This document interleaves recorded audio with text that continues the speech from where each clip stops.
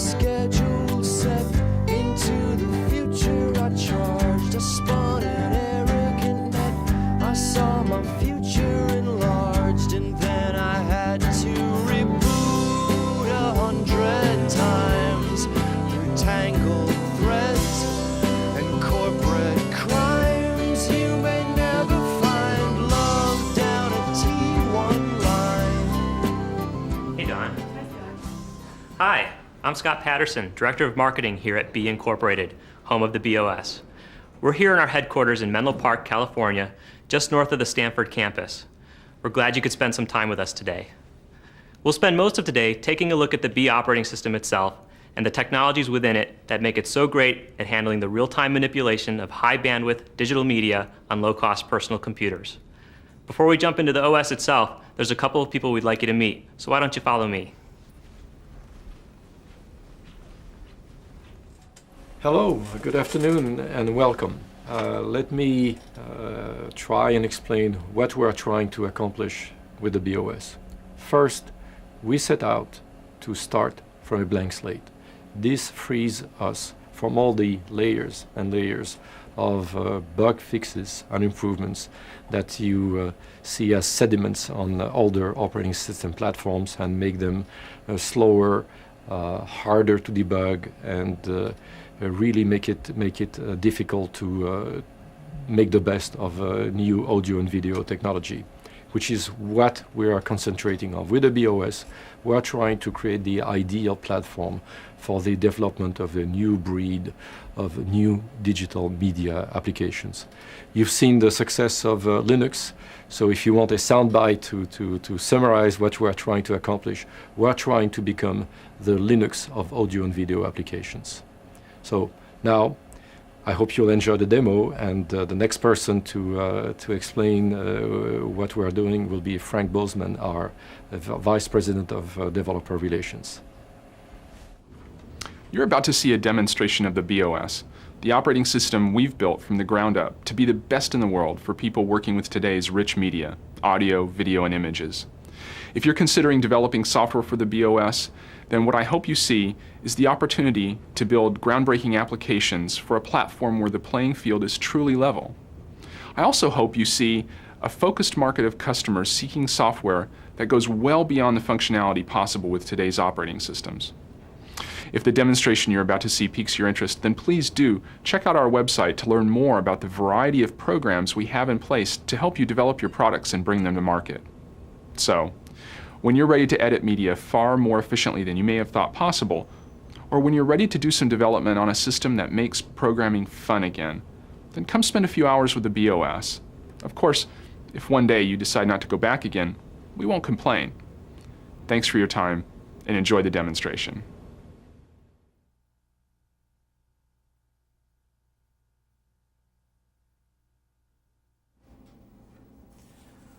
We're ready to take a look at the beOS. But before we jump right in, I'd like to tell you a little bit about the computer so you can gauge the performance that you see. This computer has 64 megabytes of RAM, a 3 gigabyte hard drive, and 2 Hauppauge video capture cards. These are about $70 cards that you can purchase at your local computer store, and we're using them to capture uncompressed video to play with inside of the operating system. Everything you see on the screen will be done in software. There's no additional accelerated hardware.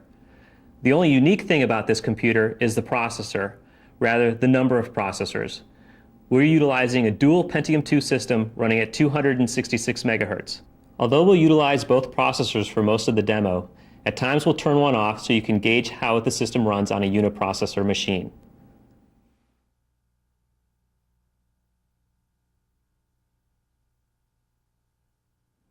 Okay, let's get started. We haven't made any radical user interface changes in the beOS. The idea was to make the learning curve of the beOS as gentle as possible. So there's a familiar concept of disks, folders, which you double-click on, and files and folders inside of those. Everything inside of the beOS is live, so as I manipulate this window, you have live updating, even as I open and close the size of the window. There's context-sensitive menus, so if I wanted to move this item somewhere else on the disk, I simply navigate down the hierarchical file system and place it where I want it.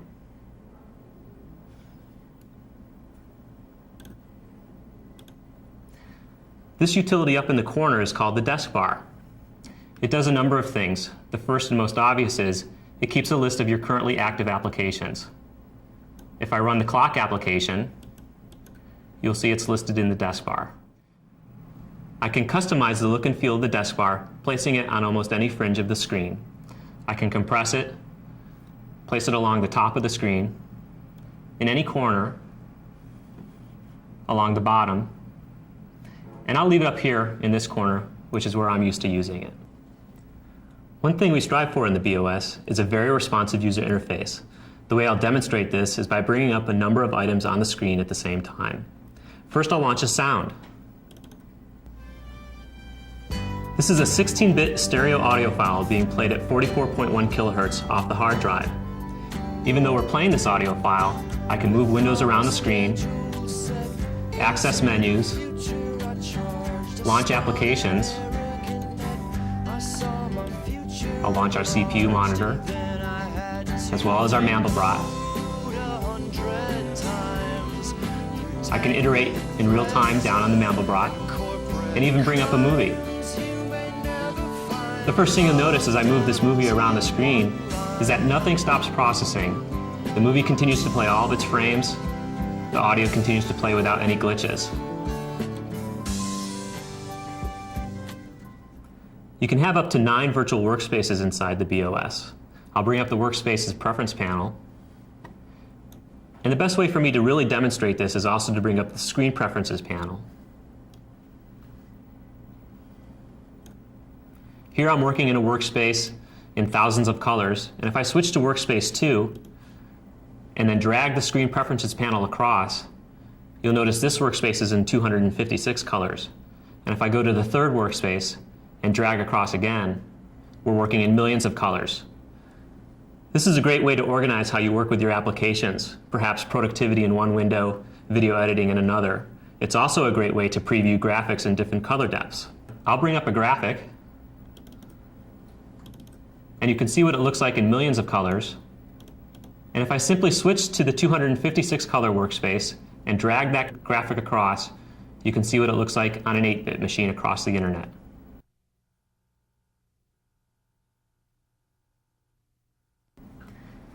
The beOS is a fully symmetric multiprocessing operating system. That means that the entire OS, from kernel to applications, can take advantage of more than one processor in a system. In fact, the beOS has been run on systems with up to 8 processors. This means as you go from 1 to 2 processors, you get a nearly 100% increase in performance.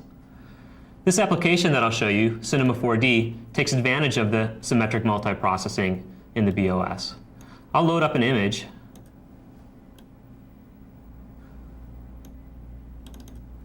And I'll also load up our CPU monitors so you can see the level of activity on each of the CPUs. The more green you see on each bar, the more that particular processor is being utilized. I'll go ahead and select Render. The threads in this application are set to have a priority such that they soak up whatever excess CPU is available, and that's why you see both processors go to work on the problem. Let me turn off a processor for a minute and go ahead and re-render this image. What you'll notice as I turn the processor on and off is the rendering speeds up and slows down. The beOS dynamically handles allocating threads to whatever the next available processor is. Today your thread might run on processor 1, and tomorrow it'll run on processor 4.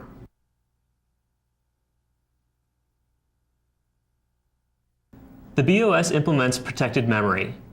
Applications and even the operating system processes themselves all run in their own protected memory address space. This means no single misbehaving application can take down the operating system or any other application. We've intentionally crashed an application inside the B operating system. What you see on screen is the resulting error message. Although this application is crashed, we can still run other applications. I'll go ahead and launch a movie and the clock application. We can return to our error message and get details about the crash, exactly what happened and where, and even go into the debugger. At this point, we could do things like seeing the state of the memory at the time of the crash. As soon as you exit the debugger, the beOS cleans up and you can launch that application again.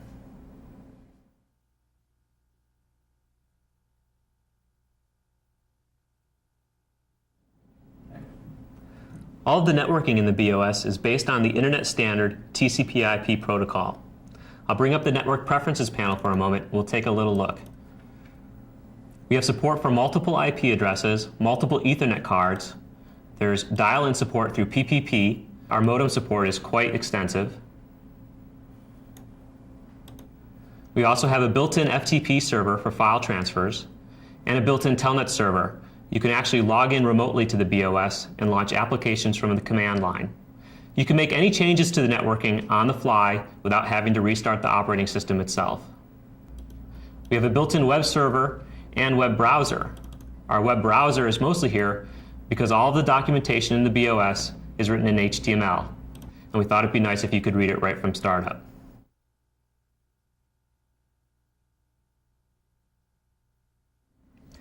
We refer to the beOS as the MediaOS. That's because it's been designed from the ground up to handle the real-time manipulation of high-bandwidth digital media, such as graphics, audio, and video. Let's take a look at graphics. I'll bring up this 3D book. And what you can see is I can manipulate the pages in real time with good performance, turning them back and forth, whipping and warping them corresponding to how hard or how soft I pull the mouse. A gray book is pretty boring, so let's dress it up a little bit. I'll put this image here and this image down here. Now when I grab the pages, you'll notice that the image stays nicely mapped to the available surface of the page, no matter how hard or how soft I pull the mouse. We're not limited to static images. I can grab a couple of movies here, place one here and one here, and again grab the page and turn it back and forth. What you'll notice is the movie continues to play while it's being mapped to the available surface of the page. Things don't stop processing just because I'm utilizing this one object.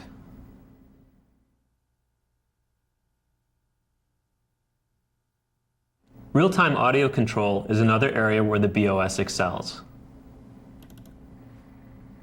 This application is essentially a 3D graphical representation of a soundboard. I have 16 separate stereo CD quality audio tracks being read off of the hard drive all at the same time. I can manipulate any one of them individually. For example, I can take this audio track, give it a lot of reverb, perhaps mute out all of the other tracks, I saw my future enlarged, and then I and in real time as the data streams off of the disk and through the OS, I can move this track to the left channel, and over to the right channel, fade it into the background, fade it into the foreground. I can bring all the instruments back into play and fade the entire song into the background, and then bring it back to the foreground.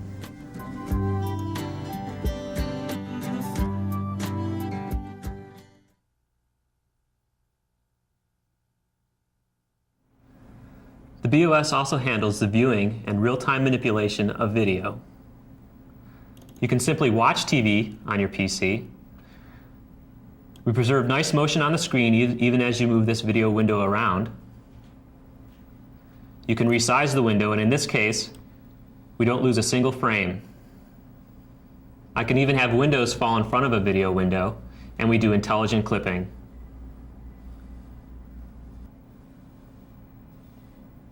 You can use your PC as a VCR.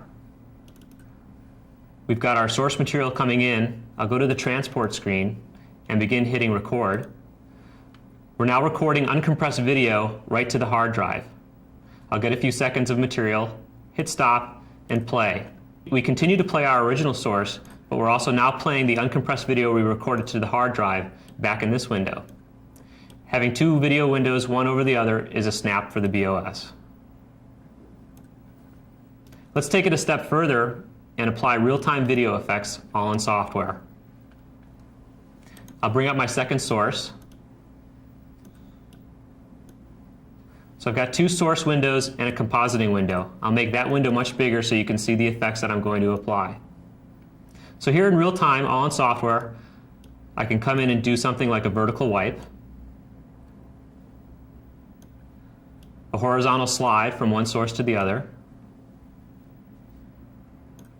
something a little more complex like a sparkle effect from one source to the other, or checkers. We can add a nice dissolve where we actually have transparency on both sources in the same window at the same time. And even do a page flip. And the thing to notice here is, as I do that page flip, when the very end of the page starts to curl, we actually reverse the image and play it on the back side of the page flip.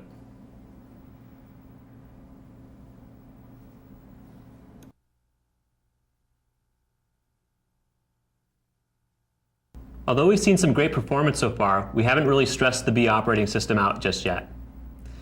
Let's throw a bunch of applications at it and see just how far we can go. I'll start by launching these 5 applications. Let's place our CPU monitor right here up at the top of the screen so you can always see the level of activity on the CPUs. Fonts inside of the beOS are all scalable in real time, up and down. In fact, I can do this as I cycle through the installed fonts. I can apply any level of shearing back and forth, and even rotate in 360 degrees. Let's make that a little smaller and move it out of the way.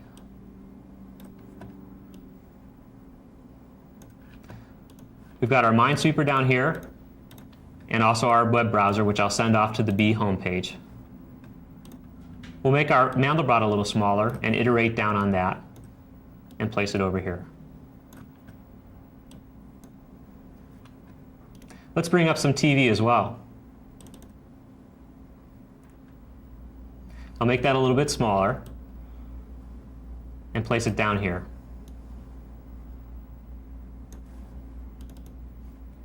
We'll bring up a couple movies as well.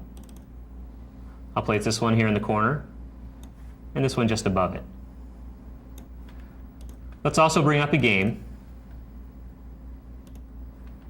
And as that comes up, you'll notice on our CPU monitor that we're at just about 100% utilization. The beOS has a nice long degradation curve, so I can go out even past 100%. Let's bring up some 3D graphics. I'm going to use this pulsing image for this part. I'll make it a little bit smaller and map an image on top of it.